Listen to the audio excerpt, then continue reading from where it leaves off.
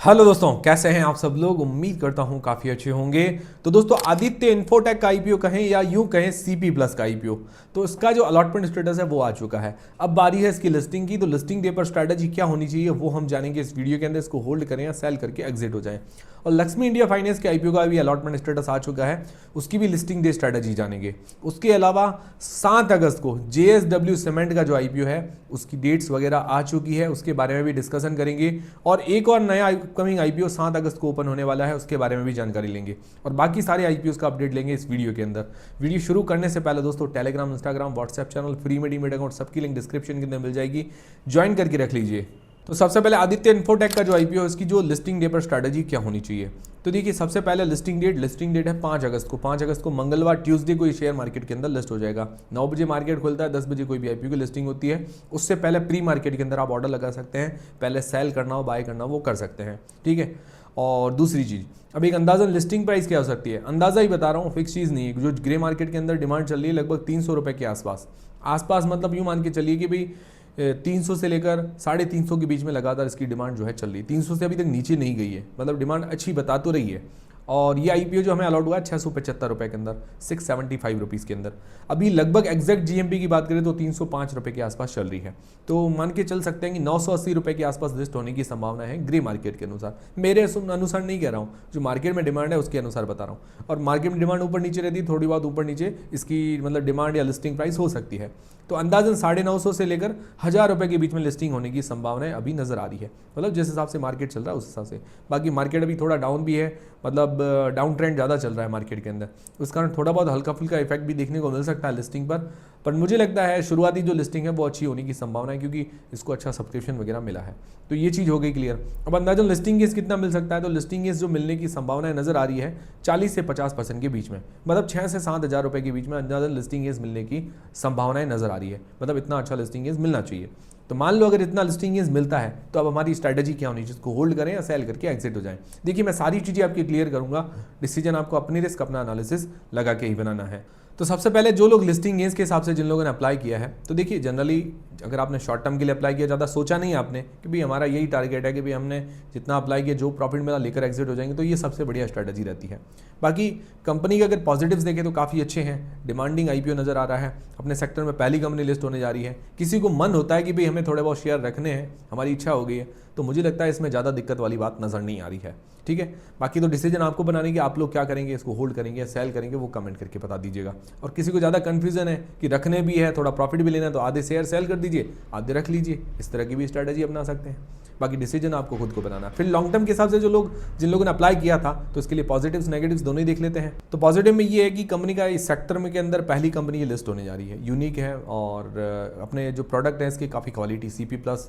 और बाकी लोग कहते हैं कि बहुत सारी जो कंपनियां वो चाइनीज़ कंपनी है, इंडियन ये कंपनी जो है लीडिंग में यही है। बाकी बहुत सारी कंपनियां वो सारी चाइनीज़ हैं। इंडिया में जो पहली कंपनी है और इंडियन कंपनी भी है, और लिस्ट भी अपने सेक्टर में पहली बार होने जा रही है, इसीलिए। बाकी इसके प्रोडक्ट्स क्वालिटी आते हैं, सीपी प्लस के जो कैमरे हैं टॉप क्वालिटी में गिने जाते हैं। भाई आप लोग कह रहे हैं मैं पेड प्रमोशन, मैं ऐसा कोई पेड प्रमोशन नहीं कर रहा हूँ, जो है वो मार्केट के अंदर बता रहा हूँ। मैंने भी काफ़ी कैमरे लगवाए हैं मेरे इधर शोरूम वगैरह के अंदर भी, मुझे पता है किसकी क्या रेट चल रही है, उस हिसाब से सीपी प्लस मतलब टॉप में ही चलता है। बाकी फाइनेंशियली कंपनी स्ट्रॉन्ग नजर आ रही है, रेवेन्यू प्रॉफिट के अंदर अच्छी ग्रोथ है, मार्जिन्स वगैरह अच्छे हैं, 11% के आसपास है इस साल मार्जिन्स। और थोड़ा बहुत उधारी है, डेट है, पर आईपीओ के बाद काफ़ी हद तक अपना डेट पे कर लेगी। आईपीओ के बाद ऑलमोस्ट ये डेट फ्री कंपनी हो जाएगी, मतलब आईपीओ के बाद थोड़ी स्ट्रॉन्ग कंपनी और बन जाएगी। तो ओवरऑल अच्छे इसके मतलब फाइनेंशियल्स वगैरह सारी चीज़ें अच्छी नजर आ रही, पॉजिटिव ज़्यादा है। फिर नेगेटिव्स क्या है, नेगेटिव देखिए कोई खास इतना तो नेगेटिव लगा नहीं। भाई डेट था वो आईपीओ के बाद पे कर लेगी, ये तो नेगेटिव हट गया। और दूसरा है कि फेस वैल्यू 1 रुपये पर जो 675 रुपये का प्राइस बैंड है वो थोड़ा सा महंगा लगा, थोड़ा और सस्ता करते तो बढ़िया रहता। बाकी ओवरऑल ठीक है। बाकी इसका मार्केट कैप 7,900 करोड़ रुपए के आसपास का है, तो स्मॉल कैप कंपनी है। ग्रोथ पॉइंट ऑफ व्यू से देखें तो ठीक है।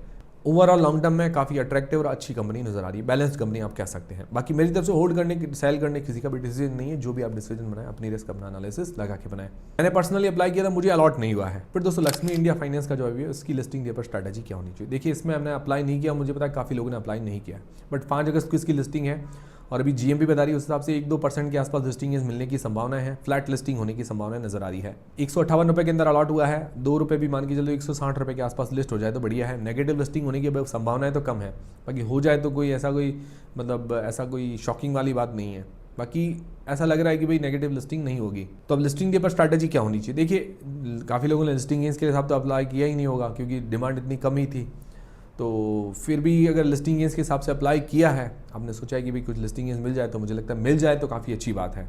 और जितना मिले लेके, मतलब जितना मिल गया उतना बढ़िया है। फिर जिन्होंने लॉन्ग टर्म के लिए अप्लाई किया, तो ओवरऑल अगर देखा जाए तो बैलेंस्ड कंपनी है, ज़्यादा इतने नेगेटिव्स नहीं है। हाँ, सेक्टर ये हाईली कम्पिटिटिव सेक्टर है, एनबीएफसी कंपनी को लिस्ट करवाना जरूरी है। बहुत सारी एनबीएफसी कंपनी के अंदर हमें मिल जाएंगे शेयर्स, इससे भी अच्छी अच्छी क्वालिटी शेयर्स मिल जाएंगी। बाकी कंपनी में ऐसा विशेष दिक्कत नहीं है, कुछ एक दो नेगेटिव है, बाकी ओवरऑल ये बैलेंस्ड कंपनी नजर आ रही है। हाँ, बाकी लॉन्ग टर्म में मुझे लगता है ज़्यादा निराश तो नहीं करना चाहिए, ठीक है। बाकी मार्केट कंडीशन अभी डाउन ट्रेंड है, इस हिसाब से लग रहा है कि भाई कुछ पैसा सेव हो जाए तो ज़्यादा बढ़िया है। जितना हमारे पास पैसा रहेगा वो उतना ज़्यादा बढ़िया है। अगर लगा के रखेंगे, मान लो कोई शेयर लेके रख लिया और डाउन चला गया वो, तो क्या है कि पैसा अटक जाएगा। तो अभी डाउन ट्रेंड के अंदर पैसा हाथ में होना ज़्यादा जरूरी है। कि आप लोग क्या करेंगे, इसको होल्ड करेंगे, सेल करेंगे, कमेंट करके बता दीजिएगा। फिर दोस्तों JSW सीमेंट का आईपीओ। JSW काफ़ी जाना माना नाम है, JSW ग्रुप की कंपनियों ने काफ़ी अच्छे रिटर्न भी बना के दिए हैं। तो 7 से लेकर 11 अगस्त के बीच में ये आईपीओ ओपन होने वाला है। JSW सीमेंट का आईपीओ फेस वैल्यू 10 रुपये पर आएगा। प्राइस बैंड और मार्केट लॉट नहीं आया, वो भी जल्दी ही आ जाएंगे। टोटल 3600 करोड़ रुपए का इसका टोटल इश्यू साइज होने वाला है, और फ्रेश इश्यू जिसके अंदर 1600 करोड़ रुपए होंगे, OFS होगा 2000 करोड़ रुपए का। मतलब बड़ा इश्यू साइज है और काफ़ी लोगों को अच्छा फायदा देखने को मिल सकता है। शेयर होल्डर कोटा नहीं है इसके अंदर। रिटेल पोर्शन 35% का और लिस्टिंग डेट है 14 अगस्त को। कंपनी की फाइनेंशियल्स देखे तो थोड़ी वीक नजर आ रही है, बाकी रिव्यू वाले वीडियो के अंदर सारी चीज़ें क्लियर हो जाएगी और देखते हैं इसकी लिस्टिंग कैसी होती है, पॉजिटिव होती है, नेगेटिव होती है, डिमांड कैसी आती है, वो सारी चीज़ें बाद में पता चल जाएगी। दोस्तों एक और नया अपकमिंग आईपीओ 7 से लेकर 11 अगस्त के बीच में, ऑल टाइम प्लास्टिक। ये मतलब थोड़ा नया नाम है, नई कंपनी नज़र आ रही है, तो इसका आईपीओ भी हमें देखने को मिल सकता है 7 से 11 अगस्त के बीच में। अभी टेंटेटिव डेट्स आई है, जल्दी ही सारी फिक्स डेट्स वगैरह अनाउंस हो जाएगी। जल्दी ही नए अपकमिंग आईपीओ और भी देखने को मिल सकते हैं अगस्त महीने के अंदर। तो ये दो अपकमिंग आईपीओ होंगे, JSW सीमेंट और ऑल टाइम प्लास्टिक, जो कि 7 अगस्त को ओपन होने वाले हैं। फिर दोस्तों 3 आईपीओ, NSDL का आईपीओ, श्री लोटस डेवलपर्स का आईपीओ, MNB इंजीनियरिंग का आईपीओ। इन तीनों का अलॉटमेंट स्टेटस 4 अगस्त को मंडे को आने वाला है। और NSDL MNB इंजीनियरिंग का आईपीओ MUFG की वेबसाइट, मतलब लिंक्डइन टाइम की वेबसाइट पर देखने को मिल जाएगा। और श्री लोटस डेवलपर्स का अलॉटमेंट स्टेटस हमें के फिनटेक की वेबसाइट पर 4 अगस्त को देखने को मिल जाएगा, ठीक है।